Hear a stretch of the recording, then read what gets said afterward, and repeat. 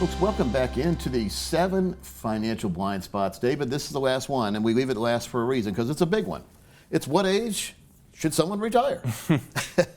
Pretty much an open-ended question, isn't it? I mean, it is. And, with a lot of my clients, it's like, do you want to fully retire or not?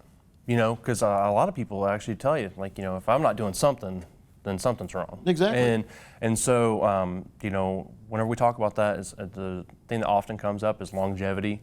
How long is my money actually going to last? Yeah. Where are we going with that? And Good then, point. and the other risk factors that are associated with it, Right. and then how soon can you get across the line?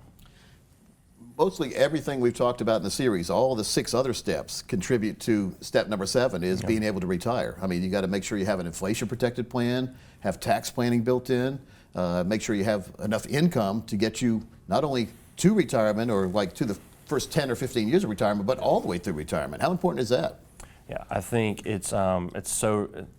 I talk about with all my clients the 3 phases of their economic journey. Right. Accumulation, retirement, the actual distribution of those assets, but the preservation in it for it to actually accomplish what you're wanting it to accomplish. Very important. Yeah, and I mean, for a lot of people, whenever they're wanting to leave a legacy as well, how do you do that efficiently? And then how do we plan as well with some of the things going on in today's world with, taxes and different things? So you got to plan for it. Yeah, you look at someone, maybe they've got $1 million built up for retirement, but they also say, well, I want to leave most of that to my kids and grandkids. But you say, well, you need to have a good retirement too. And there are some ways though where you can spend what you have, make sure it lasts a lifetime, and then when you pass away, an amount equal to or greater than what you started with can go to your beneficiaries tax-free. Yeah.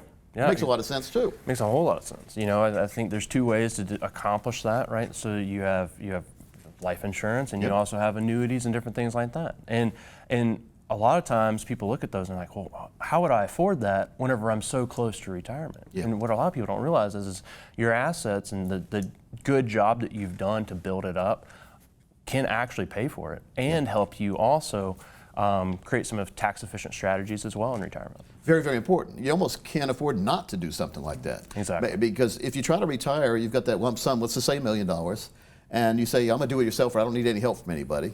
You retire, year 1, you say, well, I need about $80,000, I'm going to take it out.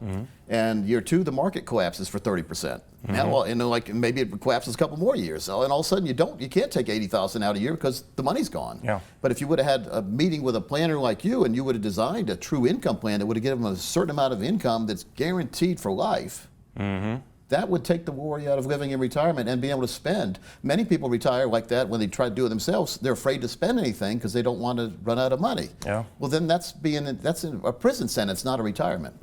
Yeah, and that sequence risk that you're talking about there, and one of the best ways to do that is to have a non-market-based asset that you can correlate with your market-based assets. Combination. Exactly. Yeah. And so therefore when the market's down, we go to the non-market-based asset. When the market's up, we go to our market-based assets. And so then therefore you make them work together, and it becomes a whole lot more efficient for you.